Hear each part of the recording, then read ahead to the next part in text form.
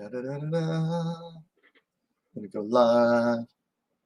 Hey, we got someone already. All right. Welcome back to WMAC Now with your host, Chuck Susan. And welcome to the weekend recap. Had a huge weekend for women's mixed martial arts, and we've got an even bigger one coming up that we're going to go over it a little bit as well. Just a great weekend of fights overall. A little bit of everything going on. We had some submissions, had a knockout, big knockout of the year contender, I'm going to say. And then we had, of course, always some decisions. Can't help that. But anyway, let's get down into it. Let's not waste time because I got a lot to do still tonight, and I got to be up early. So first up, on Friday morning in the U.S., had one championship, Battleground 3. Jenilyn Olsen defeated B. Nguyen via split. Excuse me. Took on the throat. Via split decision. This is a good fight, a good back and forth battle. I think what sealed it for Olsen was multiple submission attempts and a big knockdown as well. But it should be available. I don't know if the individual fight has been posted yet, but if not, go to the Bleacher Report channel, look for the event, and it's the third fight, so like maybe halfway through the card. Then on Saturday in the afternoon, had High League over there in Poland. Anila Bogus, a.k.a. Lil Masti, took on former boxing world champion Eva Brodnicka. Lil Masti finished her in the third, I believe it was the third round. Let me check here real quick.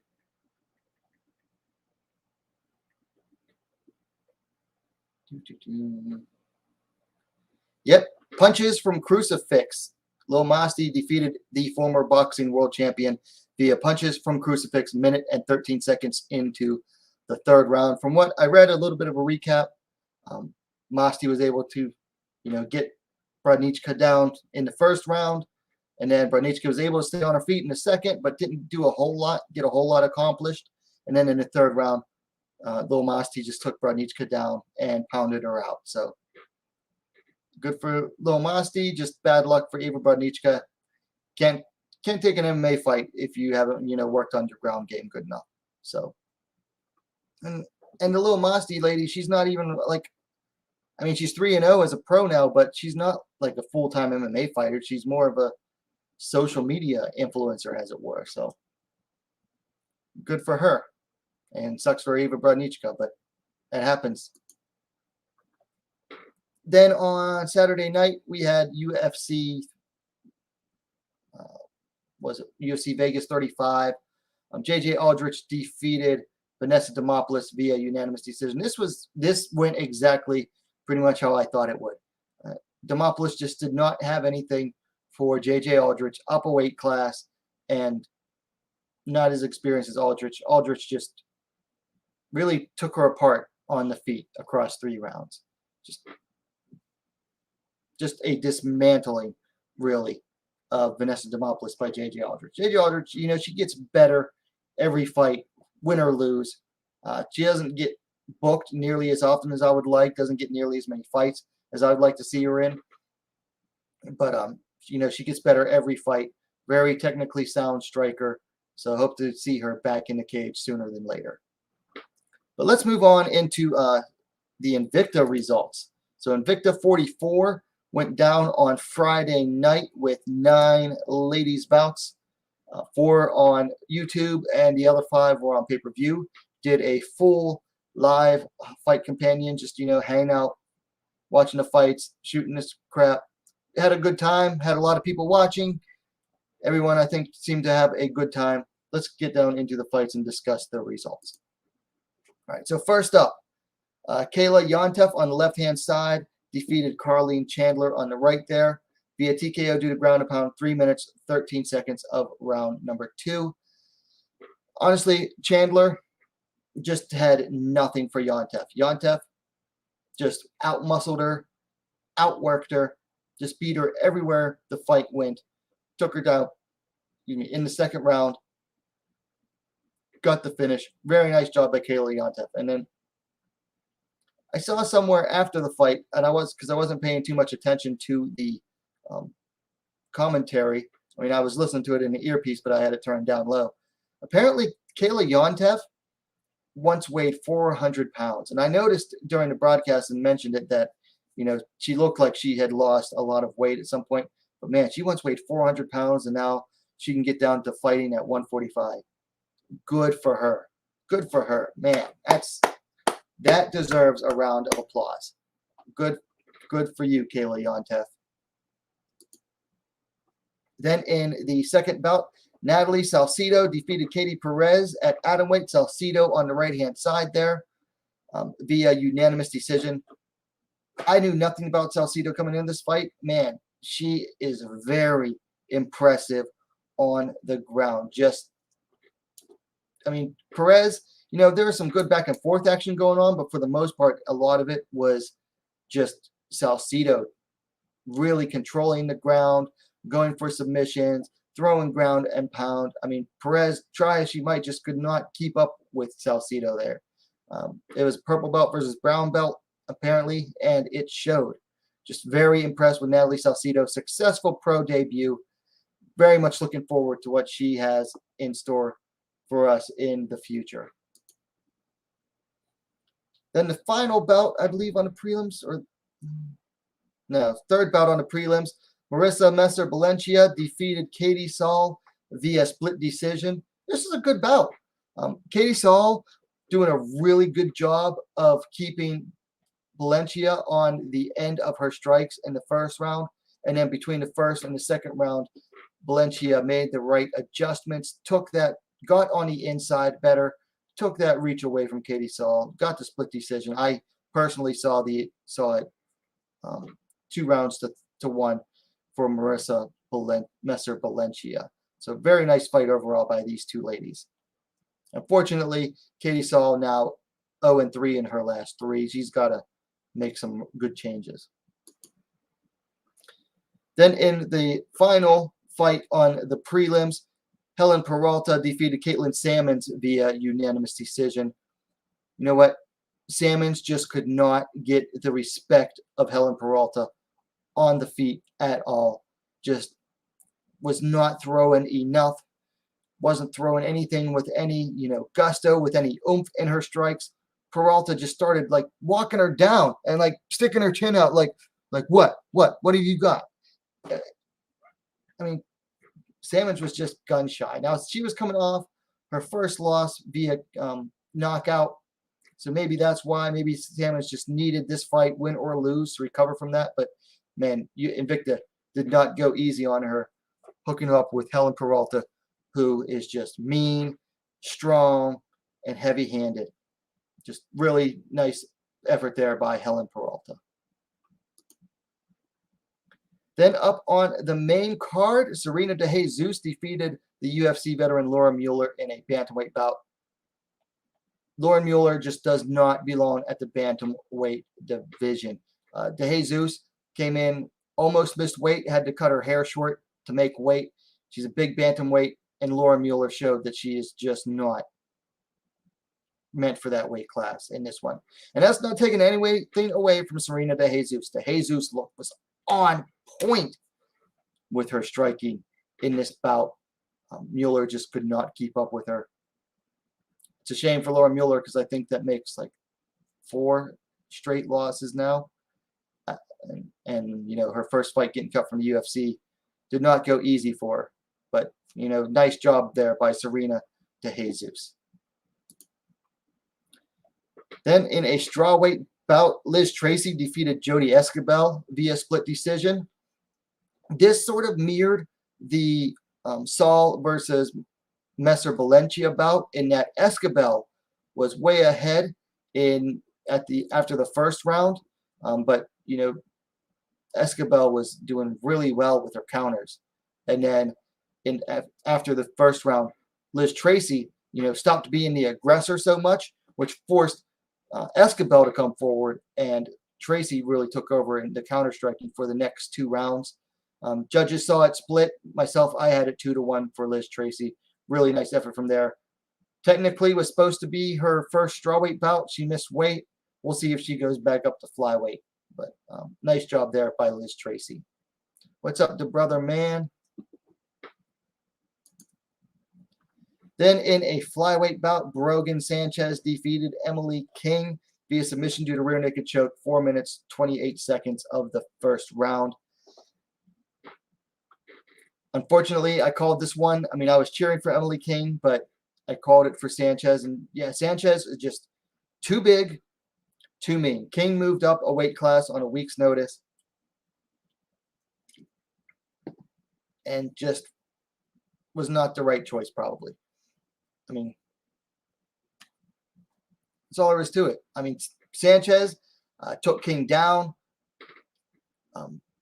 King put her in a buggy choke, which is a pretty rare submission. You don't see a buggy choke too often in MMA, but a nice attempt at the buggy choke by King. Sanchez started kneeing her to the side with her right knee and then switched to the left knee and kneed King in the face. And then so, for whatever reason, the referee stopped it right there, penalized Sanchez, put her back in the buggy choke. King couldn't hold on to it for too much longer, gave that up. Sanchez moved to mount. King tried to get out of that, rolled over, ate some hard ground and pound. Sanchez put in a rear naked choke. Didn't have it in for very long, and King was tapping out. She was just done at that point. But sucks to see for Emily King, but Brogan Sanchez, man, she is a tough cookie. You do not want to mess with her at flyweight, as she's showing so far. Moved her a record to 7-2. Looking to see what she does next against like a real flyweight, not someone moving up in weight on short notice. Judy V is in the building. What's good, peeps? Then we move to the co-main event, vacant bantamweight championship, where Tanisha Tennant defeated Lisa Verzosa via unanimous decision. Really just textbook display of outfighting by Tanisha Tennant, keeping Verzosa on the edge of her strikes for the majority of the fight. Came close to finishing her at the end of the second. The bell hit. Didn't quite get the finish. And then in the last 30 seconds, both fighters really poured it on. But Tennant, for the most part, perfect point fighting, outfighting, decision win for her. Verzosa just did not have anything for her. Couldn't get Tennant to the ground and just could not really get inside to do any effective work. Even when she was in the clinch, Tennant was out positioning her in the clinch to just outland Verzosa. So, I mean, it was a nice effort by Verzosa, but Tennant just very impressed by Tanisha Tennant. I had picked her to win, and I was still very impressed by this one. Then we move on to the main event, vacant strawweight championship. Knockout of the year contender Ducote knocked out Taylor 2 minutes, 51 seconds of the first round. Checked her with the right hook.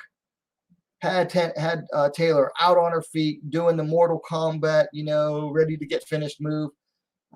Ducote followed it up with the left high kick, sent her down to the ground.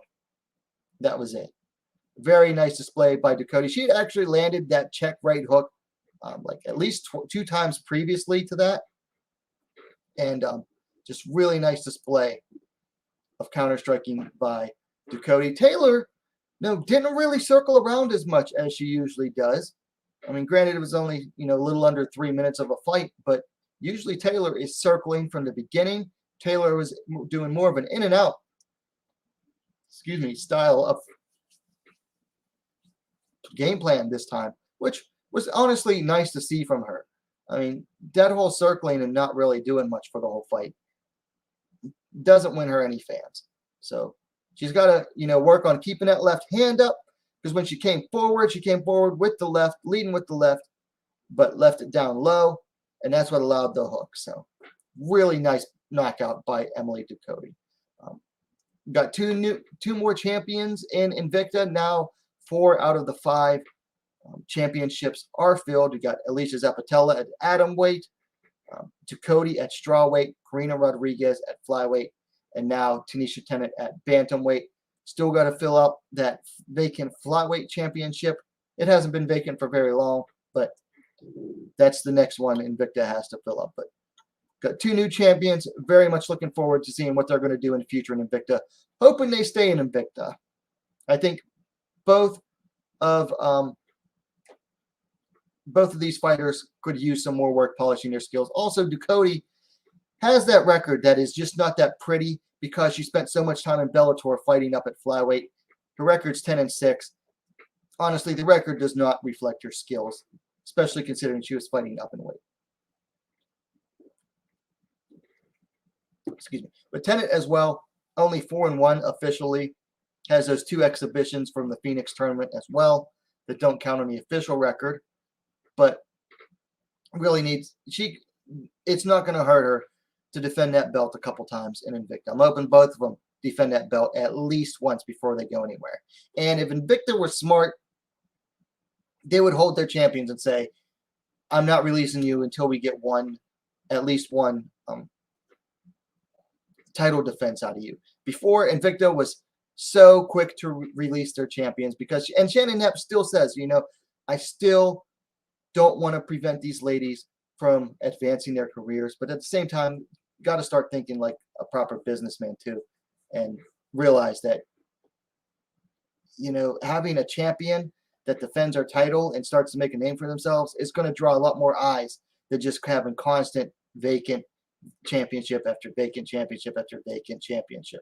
Got to have these champions defend their titles instead of just letting them go at will or upon request.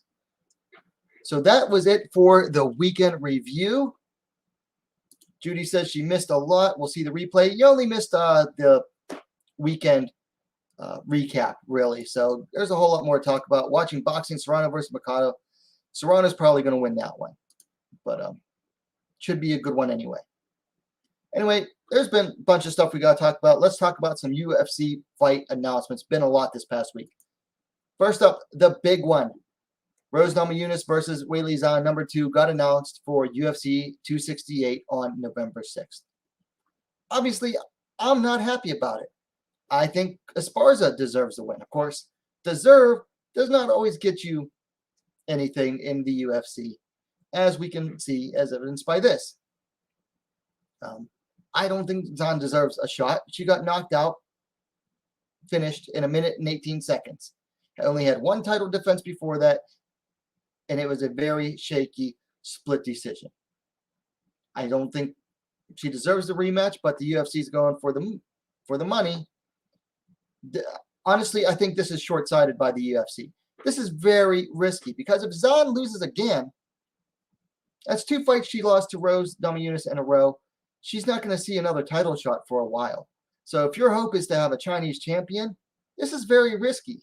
You're putting it all on the line with this one. To me, it's short-sighted thinking just to keep that Chinese money rolling in. Just very short-sighted thinking. As for how the fight goes, your guess is as good as mine. I mean, it only lasted 1 minute and 18 seconds the first time. Probably lasts a little longer, this one. But for my money, I'm going with Rose this time. I think she just has Zhan's defense, or lack thereof, I should say, figured out. At least her camp does, and they utilized, took advantage of it the first time. I don't see why they wouldn't the second time. So I'm going with Namajunas this time. Zhan has a lot to fix and has not had a lot of time to do it. Now, can she really try to drag that out? Make that fight dirty, bring Rose into like a brawl, as it were, or like a firefight? I mean, sure, she can. But when was the last time that Zhan really fought that way? Jessica Andrade, but that's because Andrade forced it on Zhan. Whereas before, she's been, fighting a lot, like an outfighter, fighting on the outside, fighting almost like a more traditional Muay Thai fighter. I've mentioned it multiple times now. I prefer the older Zhan, who fought more like a Sanda fighter. A little bit sloppier, but much less predictable. Anyway, moving along, they also announced that Jermaine Darandami will face Irene Aldana at bantamweight on that same event, November 6th, UFC 268. I like this fight. It's very risky for Aldana. Very risky considering she just lost to Holly Holm 2 fights ago.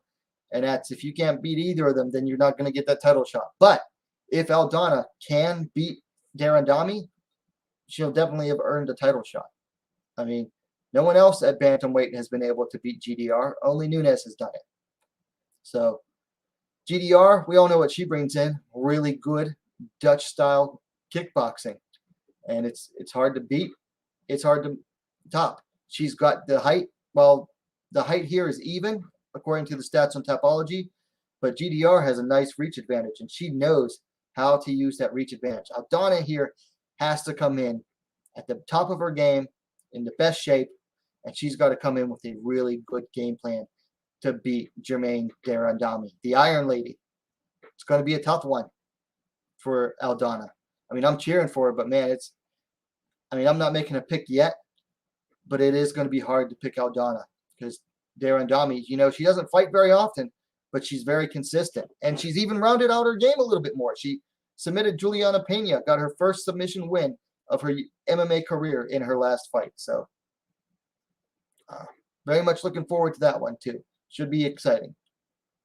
Yeah, there's no way. I have a hard time believing that this fight is going to be boring. Then they announced, what's this one? Not Valentina. Antonina Shevchenko versus Casey O'Neill, and this fight is going to go down in the flyweight division at a UFC Fight Night on October 2nd. They're throwing Casey O'Neill a bit into the fire, if you look at it one way. But if you look at it the other way, they're kind of like tired of Antonina, and it's sink or swim time for her.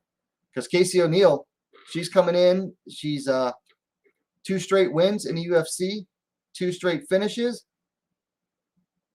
First by TKO, then by submission. Whereas Antonina, she's been win-loss, win-loss for her past 5 fights. Take that loss to Modafferi, beat Pudilova, lost to Chukagian, win over Lipsky, and then a loss to Andrea Lee. So Antonina, she's like hovering around that 11 to 15 range, but hasn't been able to break into that top 10 at all. Whereas Casey O'Neill, she's coming in, I believe she's completely unranked right now. So if Casey O'Neill can get a win over, Antonina La Pantera Shevchenko, that's a big name scalp for her.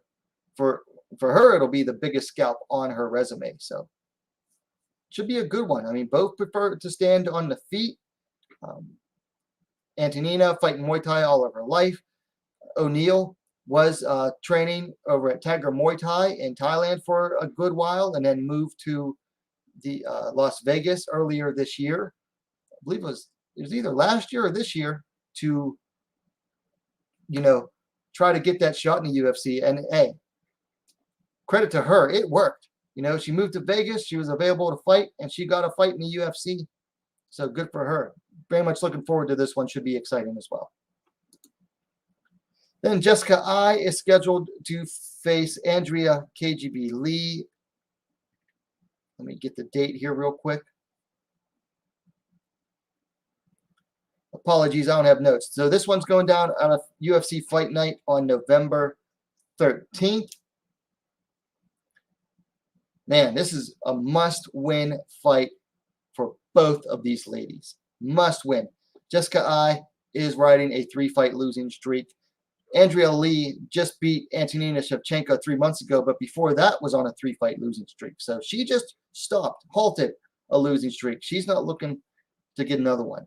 Just both of these ladies absolutely need a win here. They're going to have to really put their best effort in. Because let's be honest here.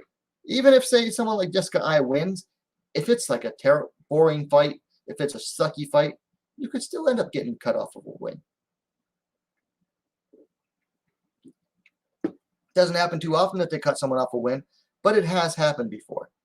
In KGB Lee, if you lose 4 fights out of your last 5, no reason to keep you around either. So her neck is on the chopping block as well.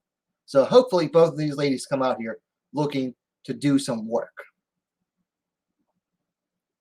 Then the last UFC announcement I want to talk about, Cheyenne Bays versus Loma Lookboonmee. This is an interesting one. A lot of people are thinking, oh, Loma's just going to tear her apart on the feet. And I think that if it stays on the feet, yeah, she probably will. Most likely will tear Bays apart on the feet. But Bays isn't a striker first. If you watch most of her fights and go back and watch them, she does a lot more work on the ground than she does on the feet. Even in her last fight, yes, she knocked out Gloria DePaula with a kick, but she was letting her up off the ground after having taken her down. So I see Bays using her wrestling in this fight as well. Loma's going to have to work a lot on her takedown defense ahead of this one, because if she can stop the takedown, then she can definitely beat the piss out of Bays on the feet. Excuse my language. But Loma's really going to have to work on her takedown defense. And if Loma gets this win, I mean, I forget how many wins now for her in the UFC. Her only loss coming to Angela Hill. So, 1, 2, 3. If she beats Cheyenne Bays, it'll be her 4th UFC win and her 3rd straight. If she beats Bays, it'll be time to give her, a step up in competition, put her up against a ranked fighter. That's usually what happens. You win 3 straight at strawweight, you usually get a fight against one of the lower ranked ones, somewhere in that 13 to 15 range. And she'll have definitely earned it. But if Bays wins this one, and I think that's 2 straight? Yeah, it'll be 2 straight. Plus she has that highlight reel knockout in her last fight, so she could possibly get a step up. We got a super chat here from the Brother Man. What do you think about Khabib's comments about ring girls don't deserve to be ring or octagon? Well, I really don't give two pennies about Khabib's thoughts or opinions anymore. The guy's retired, and personally, I'm sick of the MMA media writing full-length articles about every little thing he has to say. Thank you for that, Brother Man, for that super chat. Judy B says, think Weili will get spooked if crowd boo her. It's possible. It's possible. That's going to be another thing that she's going to have to work on. She's going to have to step it up, because if she truly believes that the crowd of booing her affected her in Florida, which personally I don't think it did. I think she got her head kicked off because of her poor defense. But if she truly believes that the crowd affected her, then she needs to up her mental game. She needs to learn to realize that sometimes that's going to happen in a fight. You acknowledge it, and then you put it on the outer perimeter of your thoughts. Okay, you acknowledge that it's there, and then dismiss it. Put it on to the far periphery.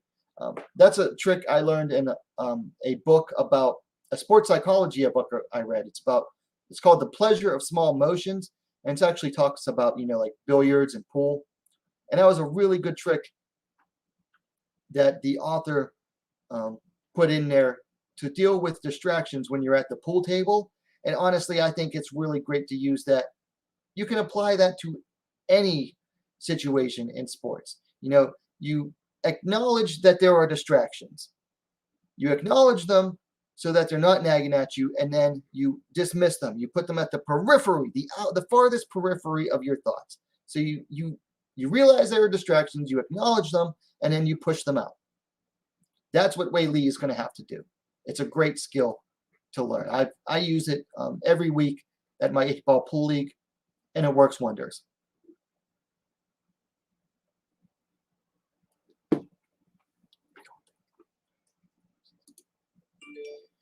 The Brother Man says Loma will beat Bays easily. Possibly, especially if it stays on the feet. Says Akita says Weili better get used to it quickly. People don't like her already since she is Chinese. Also, now that Dana White is favoring her, people are going to say Chinese favor and boo her more. She better fix her mental state. I think the Chinese hate is a little overblown. I think it's there, but I don't think most of the majority of the boos was because she is a foreign fighter facing a very popular American champion. Okay, that's why she was getting booed in Florida. They booed Kamaru Usman too. You know why? Because he was facing a very popular fighter in Jorge Masvidal, also in Florida. Because Masvidal's from Florida. But for the most part, they were booing her because she was facing a very popular American fighter. She was an out group fighting someone from the in group. And that's going to happen. Look, foreign fighters get booed in every country they go to. It doesn't matter. You can be American. Guess what? Be any non-Brazilian fighter. Go fight in Brazil. You're going to get booed. Period. Dot. It's something that every fighter that fights outside of their country has to deal with. I don't read Reddit too much. Like, I post there. I don't get involved in the conversations too much. I just ignore stuff. Well, she did get an undeserved rematch. That is true. And she is going to get hate for that. But for the most part, most of the hate I've seen has been directed at the UFC. Well, yes, Dana does want the China money. He wants that. It's not just Dana. It's also the people that own the UFC over at Endeavor. How often do people get knocked out in the first round and get an instant rematch? Did Carla Esparza get an instant rematch when she got finished in the second round? No. How many champions did Jose Aldo, who was the most dominant featherweight champion up to that point, get an immediate rematch? No, he never got the Conor rematch. How many other fighters? A lot of fighters that get finished, champions that get finished, don't get immediate rematches.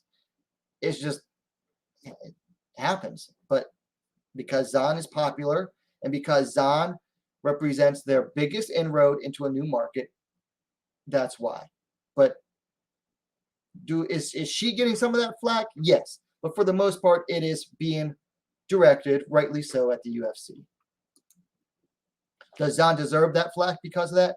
No. No, she does not. It should all be directed at the UFC. Anyway, let's move on into this coming week. As big as this week was for the ladies with Invicta 44, this coming weekend is even bigger. We just had an all-ladies event. This week we have 2 coming up. 2 all-ladies events in one weekend. Phenomenal news. Just phenomenal. So first up on Friday,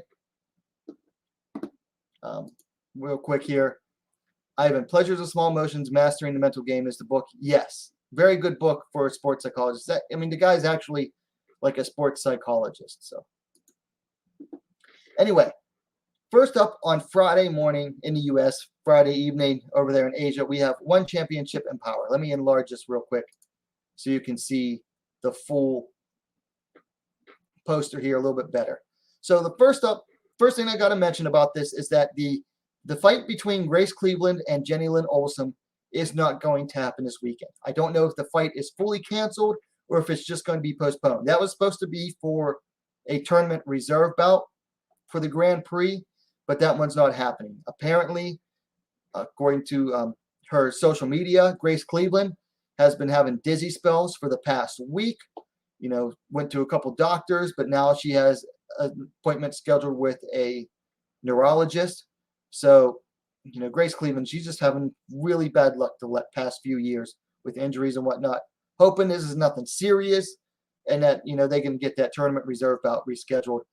But best of luck to Grace Cleveland with her neurologist appointment, hoping she makes a speedy recovery.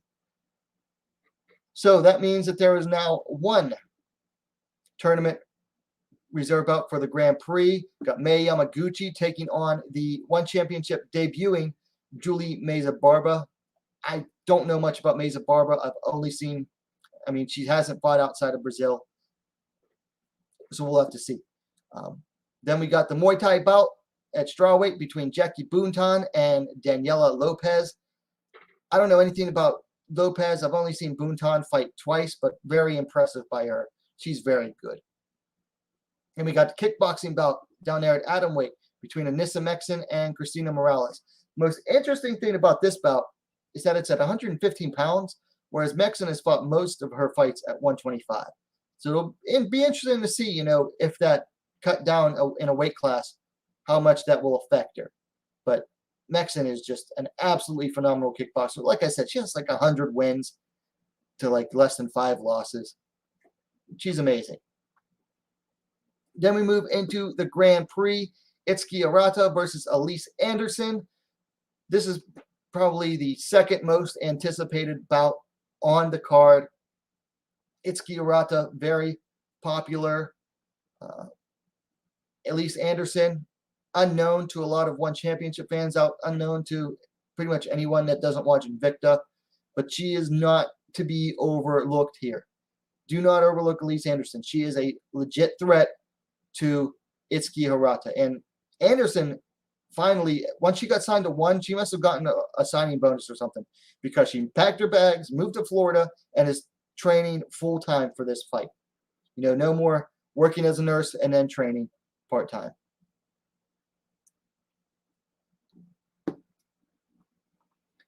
Then we move on to Mung Bo versus Ritu Phogat. We got the heavy-handed Mung Bo versus the wrestler Ritu. This should be a good one as well. You know, poor Mung Bo, she's had her opponent changed on her like 3 times. Now she's back to the original one in Ritu Phogat. Got to see how her takedown defense holds up against the heavy wrestling and just, you know, very imposing, you know, momentum of Ritu. But if Ritu can't get her takedowns, man, she's in for a long night against Mung Bo.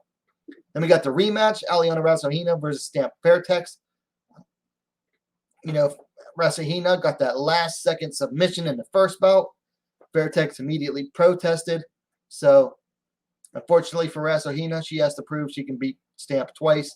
And this is Stamp's chance to earn redemption. Then we have what has to be the most anticipated bout on the card, at least from what I've seen from different metrics I've looked at. Denise Zamboanga taking on Seo Hee Ham. The #1 atomweight in the world, Seo Hee Ham, moving back up to 115 to fight in One Championship's atomweight division, taking on the #1 ranked atomweight in, or the #1 fighter in this weight class in One Championship, Denise Zamboanga. I'm a huge mark for Seo Hee Ham. I put that out there all the time. Really can't wait to see what Ham does against Zamboanga. Then, of course, the Women's Strawweight World Championship, Seong Jin-nan taking on Michelle Nicolini. Very excited about the prospects of this one. If Nicolini gets us to the ground, could be a very easy win for her, but she's got to get it to the ground. She cannot try to stand up with Seong Jin-nan. Now, I watched 2 of Nicolini's last 2 fights. She was a lot more aggressive against Angela Lee than she was against Tiffany Teo. And I think that's because she wasn't as afraid of the striking of Lee as she was against Tiffany Teo.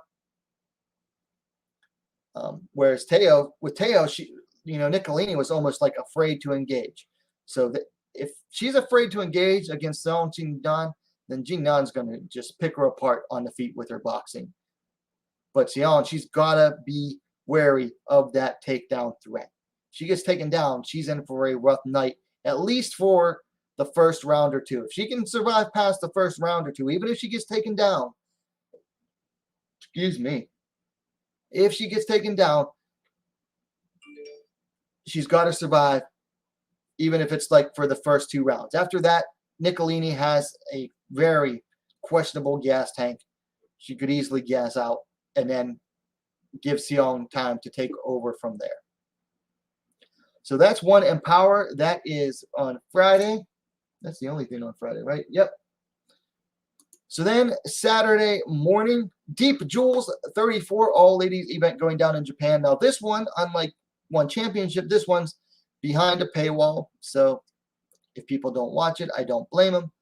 I'm going to buy it so I can watch it and report on it. But not as good as the previous Deep Jewels card, Deep Jewels 33.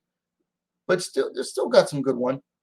Aya Murakami versus Kyoka down there at microweight is one to keep an eye on.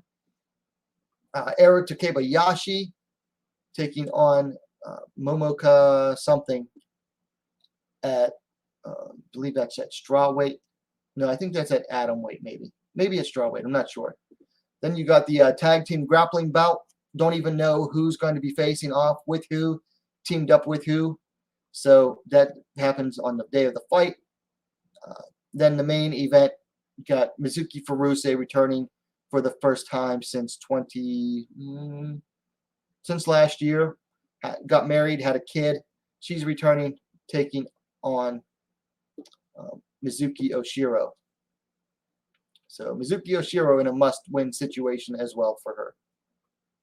But should be an all right card. You know, nothing phenomenal, nothing like super sticks out on this one, but it should be fun anyway.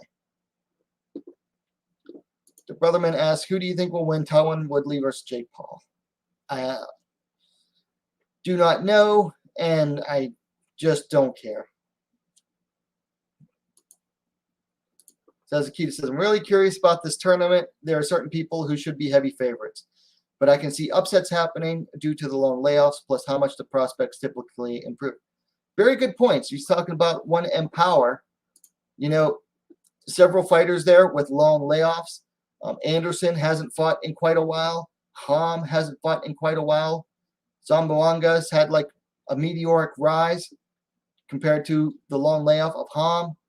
Hirata has fought, I think, almost like all of her pro fights, all 4 of her pro fights since the last time Anderson fought. Ritu Fogat has had almost all of her fights in the last 2 years. And then Stamp Fairtex has fought a lot. Well, these two haven't fought since fighting each other the first time. So, yeah, there's definitely some questions regarding this tournament, and it could affect, you know, the way the fighters go in. Definitely should have an effect on, you know, probably some of the betting lines, I would imagine, if you can find them. Just a lot of questions to be asked about this tournament. Also on Saturday, in South Korea, we have Road FC number 59 has 2 ladies bouts. First up is a minus 53 kilogram catchweight bout, so roughly a little bit heavier than strawweight. Shin Yu-jin taking on Lee Yoon-jun. This should be fun. Shin Yu-jin on the left-hand side there, very young. She's like 16, 17 years old. Very exciting. Lee Yoon-jun just got her first win, undefeated as well. She's like 3-0. Lee Yoon-jun just got her first win. I think she's like 1-2 or 1-3. But these two come to fight. So I don't see either of these two backing down in this one. Should make for a good one. Then in the co-main event, we have a rematch for the Atomweight Championship for Road FC, the vacant Atomweight Championship. Formerly belonged to Sahi Ham. Park Jong-un taking on Shim Yu-ri. I'm looking forward to this one. I haven't really talked about it because I talked about the first fight so much. And honestly, like, these two haven't fought since they fought each other. That was in December of 2019. But I'm still looking forward to the rematch here to see, you know, who made changes or improvements, if any. Judy V says Amanda Serrano got the win. So thank you for that update, Judy. But yeah, I just rewatched their first fight again today. Going to try to do a preview for it either tonight or tomorrow. It's already getting late. We'll see. But it was an interesting fight. Like, the fight didn't go the way I expected it to. Certainly. Like, the way it played out overall did not go how I expected it to. So interesting to see what adjustments each fighter brings into the second fight. And then also on Saturday night, now there were supposed to be 2 ladies bouts scheduled for Saturday night. We have Ji-yeon Kim taking on Molly McCann. And then it was supposed to be Ariana Lipsky taking on Mandy Baum. And then I just saw earlier that bout got rescheduled for whatever reason. But that's fine because, you know, that fight was going to be good. But that means that all the focus will be on these 2 ladies now. And this fight should be an absolute barn burner. Fire Fist Kim, Meatball Molly. These 2 ladies come to scrap. They come to throw heavy leather. And that is exactly what I am expecting them to do. And I'm really excited to see what each of these two ladies bring in as far as improvements go. Because Jeon Kim, she's been spent this entire training camp plus some training in the U.S. I don't know if she's in the U.S. going to stay here full time, but she's been training at Syndicate MMA, doing her strength and conditioning over at the UFC Performance Institute because she was rehabbing an injury there, and then decided to stay and work at Syndicate. Talked about how she gets along really well with John Wood and how he's shown her so much and how they just really mesh together as a fighter and coach. So really excited to see what she brings. And hopefully she actually shows that she's learned stuff instead of just falling back onto the same stuff that she always does. Whereas McCann, she hasn't been doing as great lately, but as far as winning wise goes, but she's shown a lot of improvement in her last several fights, shown a lot more willingness to take the fight to places that she normally wouldn't. So really excited for this one. Like I said, I have a hype video for this one. And this was the cover. This is the cover for it. Don't miss this one. And I think it is important to not miss this one. It should be very exciting. So we're looking forward to that one. Honestly, there aren't too many fights I don't look forward to. But so that's it for this coming week. Huge week, like I said, for the ladies. Huge week, particularly for the Asian side of women's mixed martial arts. Just huge week for them over there in Asia. 2 all-ladies events going down. One in Japan, one in Singapore. 2 championships, one of them in Singapore, one in Korea. Big news. Oh, and the Grand Prix quarterfinals at One Empower. Huge week for women's mixed martial arts coming up ahead. So definitely stay tuned for all of that. So that's all I really have for tonight. Didn't want to, like I said, I don't like to just drone on and on for a long time. I like to get in, say what I have to say, and get done.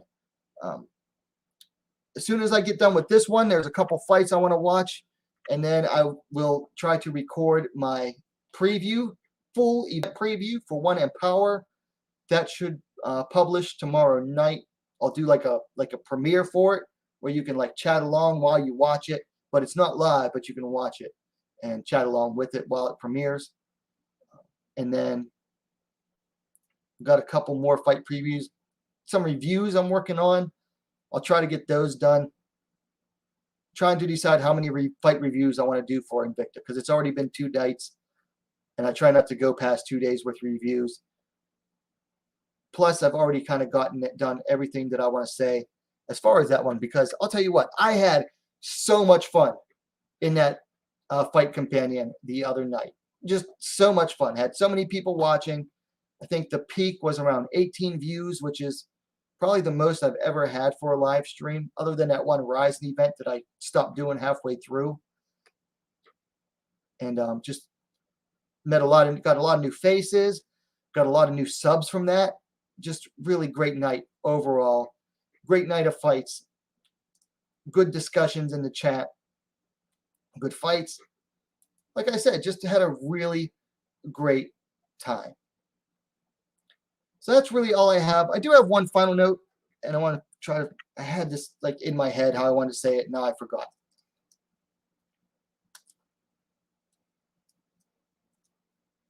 A word to the wise. If you're going to be on the internet, whether it's you're going to be a YouTuber or a forum poster, like say on Reddit or SureDog or what have you, or on Twitter.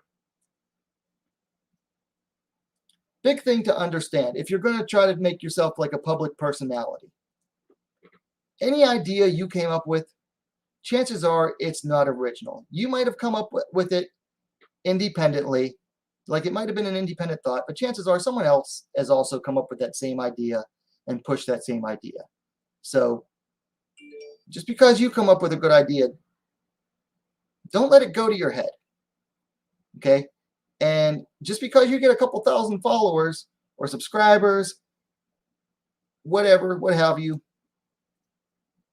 don't get a big ego, because nobody likes that.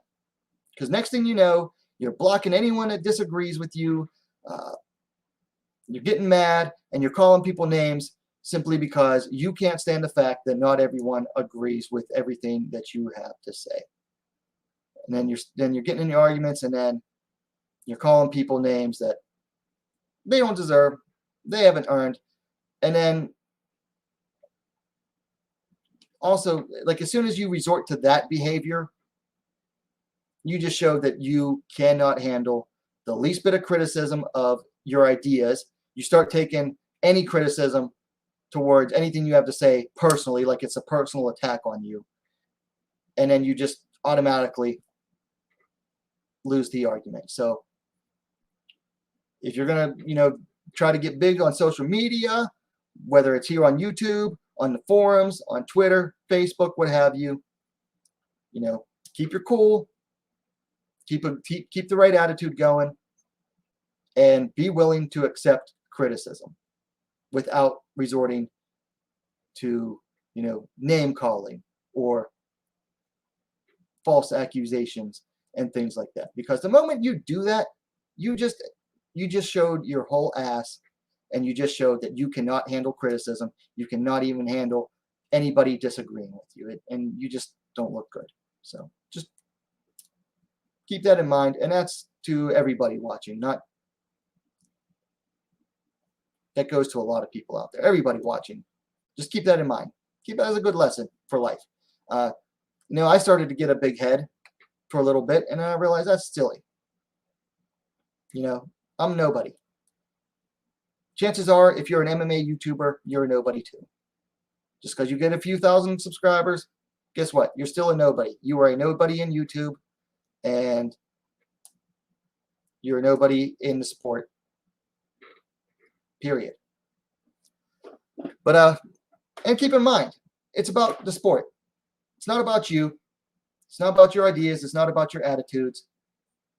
It's about the sport. Anything else? The brother man says, "You're awesome, Chuck." Well, thank you, the brother man. I will do my best to not let that comment go to my head. Anyway, hit that like button. Share the video as well. That is one of the biggest ways my channel grows, is through people sharing it, people hitting the like button. It gets the algorithm going. And you can share my vids on YouTube.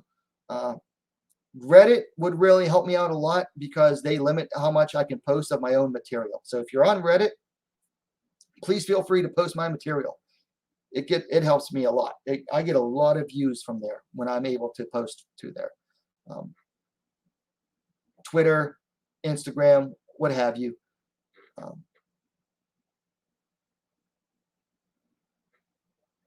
Judy V says, great advisement, suggestion. Yes, Judy V, don't let that blue wrench go to your head.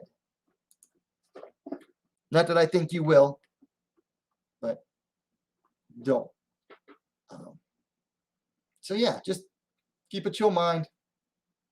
Don't make false accusations of people, especially when you can't even prove it, because you just look like an ass. So, all right, everyone, have a good night. I've got a couple fights to watch, and then I'm going to go ahead and record the One Empower full event preview and try to get that published for tomorrow night. So, have a good night.